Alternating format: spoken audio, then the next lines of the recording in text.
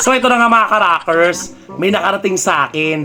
Meron daw isang lalaki rito na nagmamarunong at nagmamalinis. Ito lang masasabi ko sa'yo. Bakit? Diyos ka ba ha? Para husgan mo kami mga bakla na lahat ng mga bakla mapupunta sa impyerno?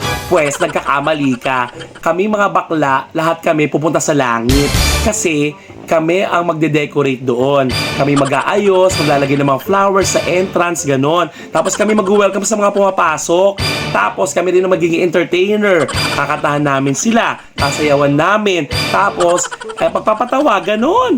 Lalo na ako, kakatawa ko sila ng let the bodies hit the floor, let the bodies hit the raw, ganon. Diyos ko, ang ganda-ganda namin, no? Hindi kami bagay sa impyerno. Doon kami sa langit, ganon. Diyos me,